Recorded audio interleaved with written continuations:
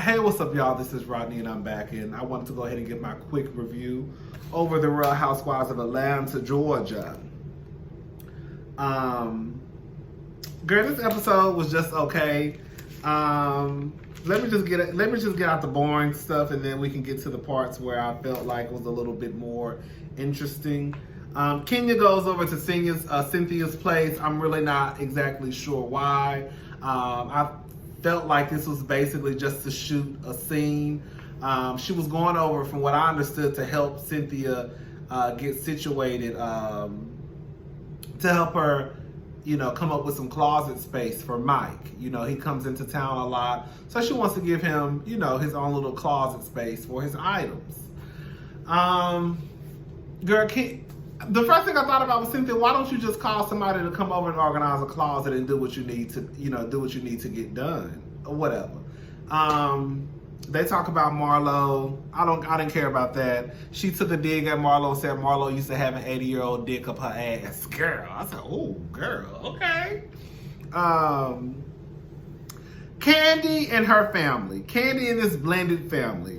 From what I understand from what Kandi said, Riley and Kayla really don't fuck with each other like that. It's really not that big of a deal to me. I will say this much. I would think, because they're both in New York, Riley is not, Riley is down there by herself. Well, she has like a babysitter,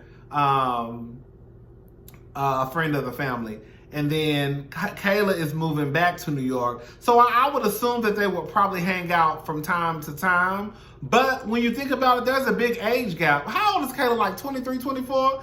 Riley is what, 16? Like, what the fuck can they really do? I guess they could go golfing or putt-putt golf or bowling or something like that. But there's a big age gap. And then on top of that, they're stepsisters. It's not like they grew up together in the same house. Girl, they just moved in, you know what I'm saying, like a couple of years ago. So I can kind of get with that. Kandi says that Riley really don't fuck with Todd, from what I got from it. That's what I got from it. Let me just get to the stuff I want to talk to, because all this shit I really don't give a damn about. Towards the end of the episode, Kandi lets it be known that, Todd went out of town. Kayla and Todd are not speaking at the moment. He came and gave her a hug, I believe Kayla said. It is so strange to me. I don't understand what it is with Kayla and Todd's relationship, but it's strange because how can you live in the house how can you live in the same house and for an entire month, you not speak to your daughter? Okay, your daughter not speaking to you either.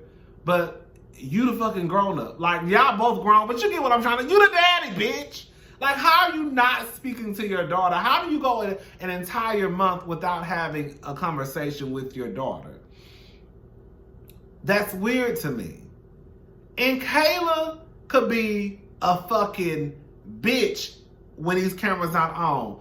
But Kayla really has this nonchalant attitude, just down-to-earth homegirl from New York. Like, that's what she gives me. Kayla really don't give me she causes a lot of problems.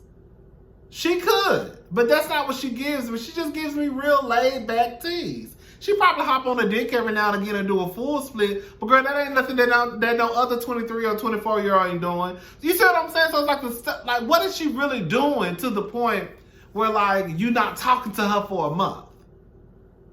I mean, it's not our business, but it is our business because you're on a reality TV show. So it's weird to me. And then it's weird to me because Todd wants to, this whole thing of Kayla and Kandi not being able to give her certain things or money or whatever the case may be because he wants to teach her about having independence. And just like somebody said in the comment section last week, nigga, you living off of Kandi money? I guarantee you, the cars and shit, the shit about your ass ain't turned around and gave back or took it back to the car lot. You living off of Kandi money. Kandi and I already said I can take her every motherfucker in there. And she taking care of your grown ass too. So I'm not exactly sure why you can reap the benefits of Kandi Burruss, Todd Burruss, but Kayla can't. I get it to a certain degree, I do. You don't want to raise spoiled, bratty kids. You know what I'm saying? Don't nobody want to be rich and then find out your daughter or your son is a fucking bitch and an asshole. Like, that's the last thing you want to do. So I get it, like, okay, it may be a tough line to like, okay, I don't want to give, but like, girl, y'all got it. The most you can do is hope to God that your child turns out all right. But to try to play this game of, oh, don't give her, she needs to work. Girl, from what I understand, she said she used to work every summer at Starbucks. Not Starbucks, so she used to work every summer to come up with money. I would think because, somebody tell me, because I gotta pee so bad. Girl, I've been drinking water all morning. Somebody tell me, when did Todd find out about Kayla? Because I thought that Todd said that he didn't find out about Kayla until she was 18. My friend said that it was 8. And then Kandi made a comment. I don't know if she was making that comment directed at Kayla and her relationship when she said, you just can't come into somebody's life at 16 or 17 and like, hey, I'm your mama. So it was late in life, right? I don't know. It's just weird to me that if he did come into Kayla's life around 16, 17, 18, you would think that because now he has the ability to give her things that he couldn't probably give her before, that he would just be like, oh, you know how, not to say he should feel guilty, because from what I understand, he didn't know he had a daughter until he found out about Kayla. It's not like he, knew from the get-go. But I would think that he would feel kind of bad, like, damn, I had a whole daughter out there. Let me try to make up for lost time. You get a car, you get a car, you get a car. Bitch, you get a Bentley, you get a Bentley. Okay, you want this? I don't know. I'm not saying he should do that, but I could see if he did that, I would say, oh, he probably feels guilty. So that's probably why he's, buying her all these things and doing all of these things. But the simple fact that he's just like, let her work. She don't spoil her. She grown. You grown too, nigga. And you ain't turning down nothing. Your ass is grown too, nickel, okay? And your ass ain't turning down no money that Kandi give your black ass. So I'm not exactly sure why Kayla gotta suffer. Because your ass ain't suffering. Anyways, time to get on my goddamn nerves. Marlo and Porsha. I wouldn't trust Marlo as far as I can throw that bitch. You see how she led up with the whole thing of... So Marlo and Porsha go... I thought it was so fun. Porsha actually is kind of funny. When Marlo was like, girl, I'm coming to get you in an orange Maybach. How do you say Maybach? Porsha was like, oh, yeah. And then they started playing the ghetto music. And it really looked real ghetto because Porsha sitting there with a soda in her hand, I believe, and some big hoop earrings and a baseball hat. It was actually cute. So they go, those things that you ride through the city, the bicycles where you can like bike yourself. I don't know. I see it all the time, like downtown.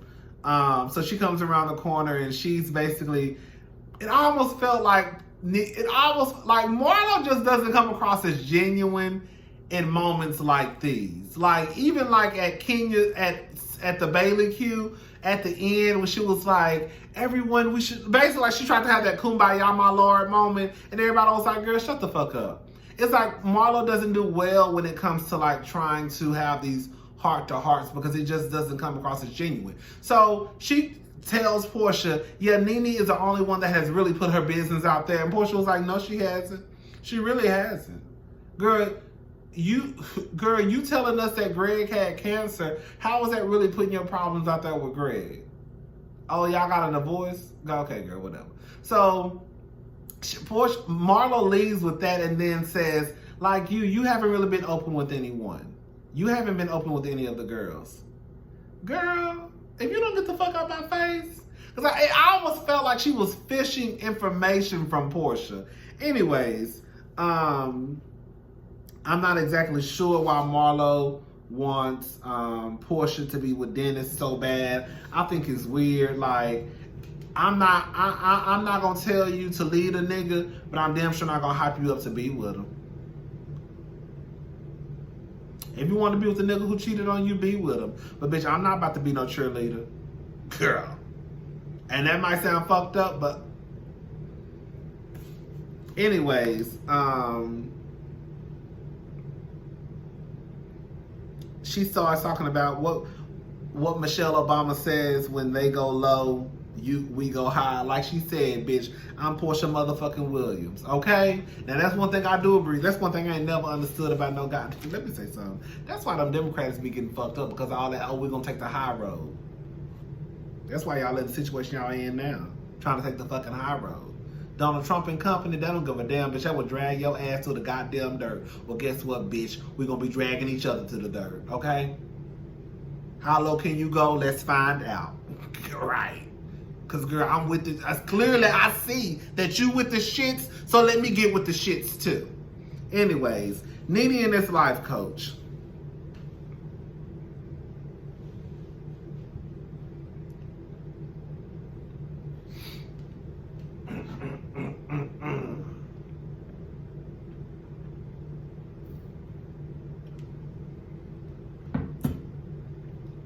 The life coach look like a stripper. I don't want to sound ignorant. I don't. I guess when I think of life coaches, I don't know. I know a life coach doesn't have a certain look to it, but I wouldn't look at her and think that she was a life coach.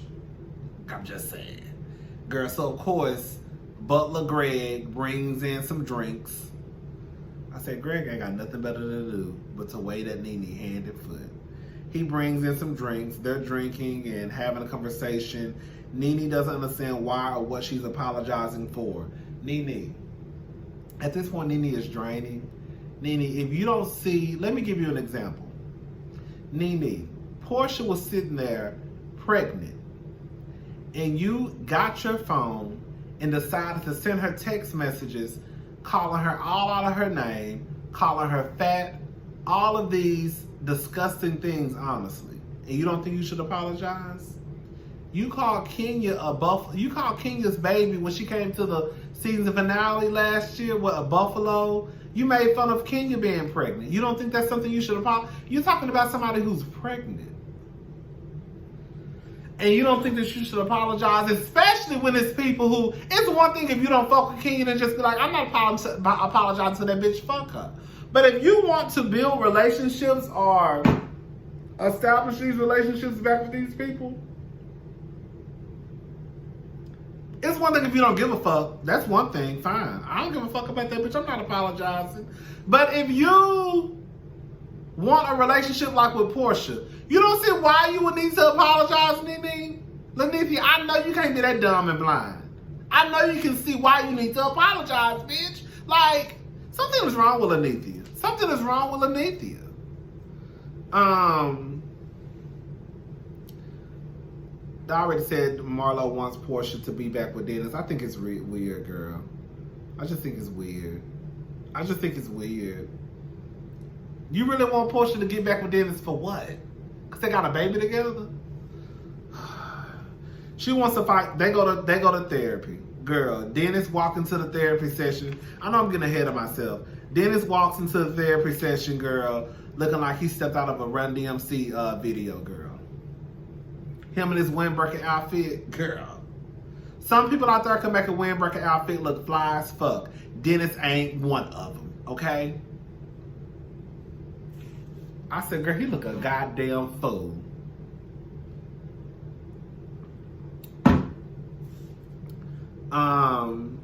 She wants to fight for Pilar. Fight for what? Dennis wasn't fighting. Dennis wasn't even, I don't get, this about to sound so hateful and so fucked up with what I'm about to say. Who is this? Oh, Erica just uploaded a video. This is about to be so fucked up what I'm about to say. Why do y'all feel the need to fight for the family when the truth of the matter is, girl, they ain't worried about the family. If he was really concerned about the family being together, if he was really concerned about that baby and you and him being together, he wouldn't have went out there and cheated in the first place. But you know what? He didn't give a fuck. So why you give a fuck?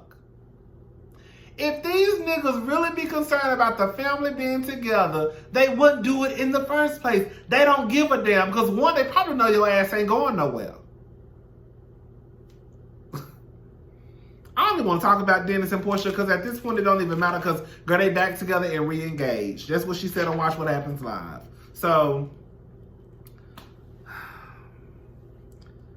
I don't even want to talk about them. I had literally got a whole page. I don't even want to talk about Dennis and Porsha.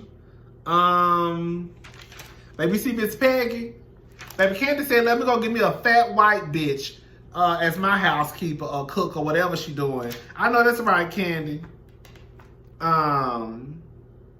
Mike got mad at so Mike, Cynthia, Eva, and Mike went out for drinks and food, and girl, Mike got mad at the recording, girl. I said, come on, Mike, you better protect your woman. He got just a little too angry, though. Like, girl, calm down. Like, I don't know why. This is just me. I think because it's some women, it's kind of like, Mike, why are you so mad? You know a woman had to, you know, I'm not saying, let me just say this. I'm not saying men and women can't have confrontation. That's not what I'm saying.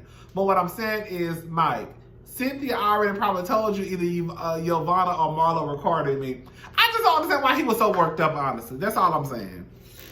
Look, he was mad. Kenya meets up with an attorney to try to protect her shit from Mark and all his goddamn kids. That's what I put. Yeah. Kenya trying to make sure that if some shit go left, his kids don't get none of her goddamn money and Mark don't get none of her goddamn money. Girl, you should have thought about that before you rushed and got your black ass married to that nigga, okay? I mean, I guess she gonna try to do what she can do. She said Mark said that he didn't want no prenup because it takes away from the romantic part of it. I need to know how much money Mark is worth. Because I think Kenya is worth more than Mark. I don't care what nobody say. And like I had to tell one of my friends at work, baby, just because you own a restaurant don't mean you making money. You know how many people out there I'm not saying Mark not making no money. That's not what I'm saying. That's not what I'm not saying he's not successful. What I'm saying is don't think that just because somebody owns a restaurant, don't think that just because somebody owns a restaurant, that means that they just making all this money. You know how many people out there that own restaurants ain't making a fucking dime in the hole?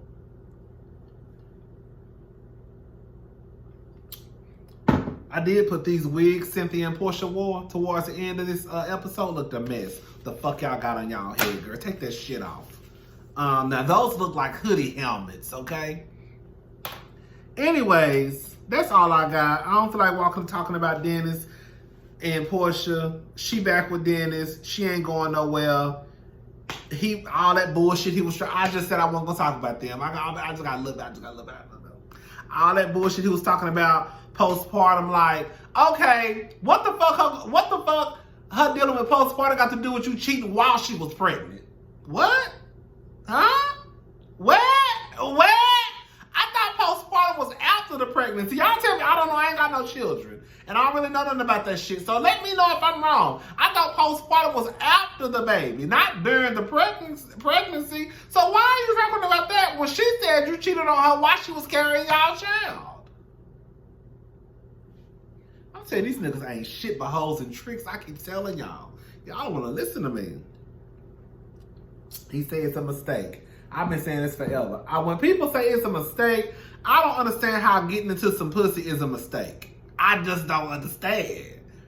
It's not no mistake to pull your pants down, take your clothes off, get naked, stick your penis inside someone's vagina and say that it was a mistake. Is it raining outside?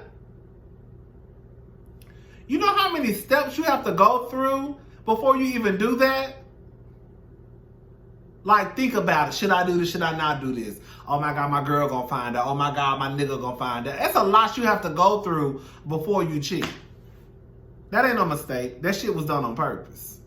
Anyways, I'm done with them. That's it. I'm gonna try to do hot topics. I'm hungry. I ain't even hungry. Let me stop lying. I'm not hungry. That's my problem. Eating when I ain't even hungry. All right, y'all. Bye.